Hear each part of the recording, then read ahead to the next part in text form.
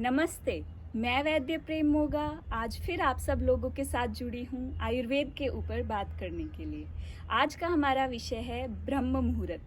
अक्सर हमने सुना है ब्रह्म मुहूर्त में उठना अच्छा होता है, तो आज हम जानेंगे क्या असल में इसका कोई फायदा है या आयुर्वेद शास्त्र इसके बारे में क्या कहता है। बचपन से देखें तो हर माता पिता, हर घर का बुजुर्ग चाहता है कि उनके बच्चे जल्दी उठने की आदत डालें। तो बच्चों को ये सबसे ज़्यादा फ्रस्ट्रेटिंग लगता है और आजकल की यंग जनरेशन को तो ये और भी ज़्यादा मुश्किल लगता है, क्योंकि उन्हें लेट नाइट तक जगना और लेट उठना अच्छा लगता है। तो चलिए जानते हैं ब्रह्म मुहूर्त की उपयोगिता या इसकी महत्वता।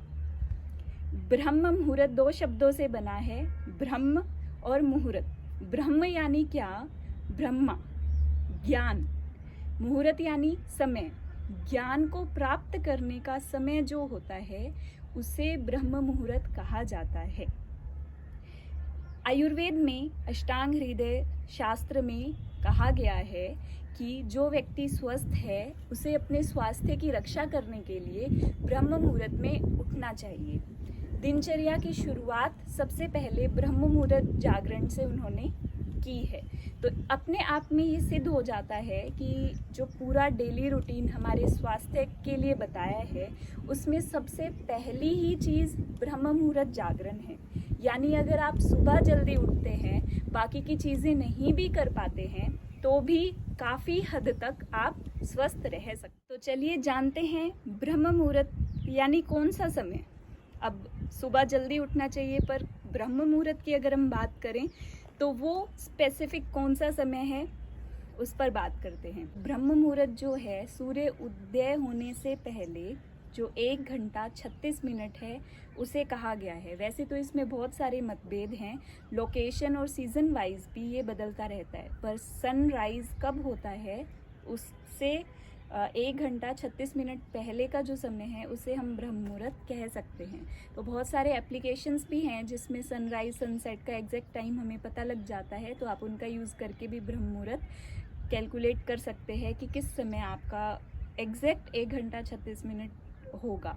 इस तरीके से आप ब्रह्म मुहूर्त में उठकर इसका फ़ायदा उठा सकते। चरक संहिता में विमान स्थान के 8वें अध्याय में आचार्य चरक ने शिष्यों के गुण बताए हैं। शिष्यों के गुणों में उन्होंने बताया है कि रात्रि के अंतिम पहर में उन्हें उठकर पढ़ना चाहिए। ज्ञान अर्जन करने के लिए रात्रि के अंतिम पहर में उठना सबसे अच्छा है। रात्रि का अंतिम पहर ही ब्रह्म मुहूर्त कहा गया है।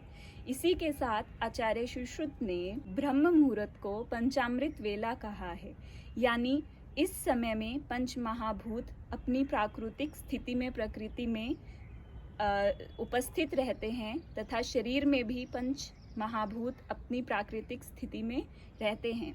बाहर के वातावरण के कारण और अन्य सभी चीज़ों से उस समय हमारा शरीर और हमारी प्रकृति बाधित नहीं होती है। इसीलिए इस समय में हमें ब्रह्म का ज्ञान, अगर आप आध्यात्मिक स्तर पर उन्नति करना चाहते हैं, अगर आप ज्ञान प्राप्त करना चाहते हैं, उसे रिटेन करना चाहते हैं, कुछ लोग होते हैं जो पढ़ते हैं और भूल जाते हैं, तो ऐसे लोगों को ब्रह्म मुहूर्त में उठकर ज्ञान प्राप्त करने के लिए अध्ययन करना चाहिए, तो उससे हमें अधिक फायदा मिलता है। ब्रह्म यानी जो हमारे अंदर ब्रह्म स्वरूप हमारे परमात्मा उपस्थित हैं, उनको अगर हमें ध्यान करना है, हमें खुद को जानना है, हमें अपने विचारों को समझना है, हमें खुद के नज़रिए को समझना है, लोगों को समझना है, दुनियादारी को समझना है, तो भी ब्रह्म मुहूर्त में जागना आपके लिए बहुत फ़ायदेमंद हो सकता है। अब बात करते हैं ब्रह्म मुहूर्त में किसे उठना चाहिए और किसे नहीं उठना चाहिए। ब्रह्म मुहूर्त में आचार्य वाग्भट ने कहा है जो स्वस्थ है वही उठे। इसका मतलब क्या है कि जो लोग बीमार हैं, जो प्रेग्नेंट लेडीज़ हैं, जो बहुत बूढ़े लोग हैं या बहुत बच्चे हैं, उनको ब्रह्म मुहूर्त में बहुत जल्दी उठने की ज़रूरत नहीं होती है, क्योंकि स्वाभाविक रूप से इन्हें नींद की ज़रूरत होती है। अगर आप मॉर्निंग बर्ड नहीं हैं पर बनना चाहते हैं, तो आपको क्या करना है, सबसे पहले देखना है कि आप कितने घंटे सोते हो। आप लेट सोते हैं और लेट उठते हैं तो वो जो घंटे हैं वो कितने हैं। अगर वो 7 है 8 है तो आपको क्या करना है, एकदम से ही आप ऐसा डिसीज़न ना लें कि आपको 3 बजे 4 बजे उठना है।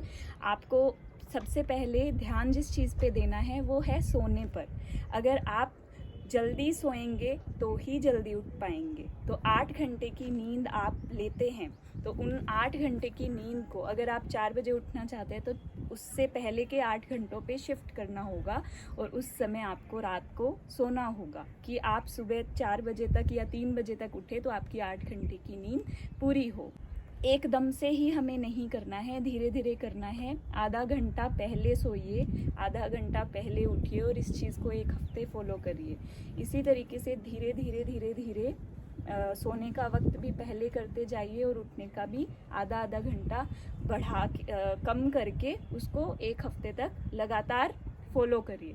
तो इस तरीके से सातम्यता आएगी। बचपन से अगर आपको आदत नहीं है तो आप 2-3 दिन 4 दिन उठ पाएंगे, उसके बाद आप नहीं उठ पाएंगे। इसीलिए अगर आप जल्दी उठना चाहते हैं तो जल्दी धीरे धीरे सोने का टाइम बढ़ाइए और सुबह भी धीरे धीरे थोड़ा थोड़ा वक्त पहले उठ के उसको लंबे टाइम तक कंटिन्यू करके ऐसे रूटीन बनाइए। अगर आपको एंजाइटी है, स्ट्रेस है, आप जल्दी सोना तो चाहते हैं पर आपको नींद नहीं आती है, तो ऐसे में आप आयुर्वेद की मदद लीजिए। उसमें बहुत सारी ऐसी प्राकृतिक औषधियाँ हैं जो आपको आपकी निद्रा, आपकी स्लीप साइकिल को मेंटेन करेगी, आपके स्ट्रेस को, ओवर थिंकिंग को कम करेगी और जल्दी नींद लेने में आपकी हेल्प करेगी।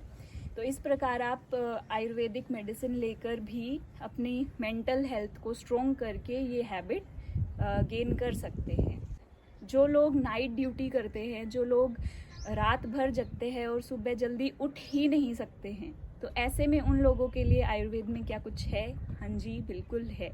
आयुर्वेद में हर चीज़ का बहुत ही सुंदरता से एक्सप्लेनेशन किया गया है और लाइफस्टाइल से रिलेटेड हर तरह की चीज़ों का मैनेजमेंट उसमें बताया गया है।